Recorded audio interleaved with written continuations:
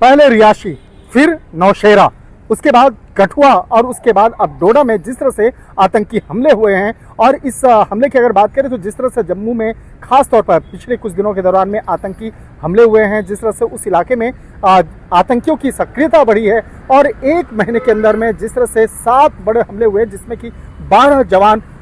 शहीद हो गए हैं। तो इन तमाम मामलों की पड़ताल अब भारतीय जांच एजेंसी कर रही है, और खास तौर पर जिस तरह से एनआईए की अगर बात करें तो जांच एजेंसी के द्वारा एक तरफ ये पड़ताल किया जा रहा है कि किस तरह से जम्मू और कश्मीर में जो कुछ आतंकियों को शरण देने वाले वो कौन कौन से लोग हैं और किस तरह से उनकी भूमिका है। इसके साथ ही जिस तरह से 7 बड़े हमले हुए हैं, तो इस मामलों पर अब आगे की तफ्तीश एक तरफ की जा रही है, तो वहीं दूसरी तरफ भारतीय सेना, इसके साथ साथ अर्धसैनिक बलों के द्वारा एक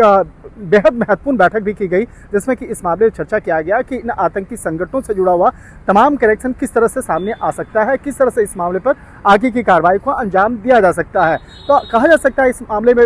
तमाम इनपुट्स को खंगाला जा रहा है। तो वहीं दूसरी तरफ जिस तरह से इस मामले में पाकिस्तान का जो कनेक्शन है वो निकल के एक बार फिर से सामने आ रहा है, जिस तरह से जो नए इनपुट्स मिले हैं जिससे कि ये पता चलता है पाकिस्तान की जो खुफिया एजेंसी है ISI, उसके द्वारा आतंकी संगठन जैश ए मोहम्मद और लश्कर के आतंकियों को फिर से उस इलाके में भेजा जा रहा है। और जिस तरह से अगर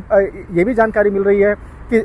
इस मामले पर जो कुछ विदेशी जो आतंकी हैं उनकी भूमिका यहाँ पर इस इलाके में काफ़ी बढ़ चुकी है। तो इन तमाम मामलों की गंभीरता को देखते हुए आगे तफ्तीश किया जा रहा है, और कहा जा सकता है कि आने वाले दिनों में भारतीय जांच एजेंसियों के साथ साथ जो वहाँ की खुफिया एजेंसियां हैं उसको विशेष तौर पर वहाँ पर सतर्क किया गया है, और भारतीय सेना और अर्धसैनिक बलों के द्वारा इन आतंकी और आतंकी संगठनों के खिलाफ ठोस बड़ी कार्रवाई को अंजाम जल्द ही दिया जा सकता है। शंकर आनंद, न्यूज़ 18, दिल्ली।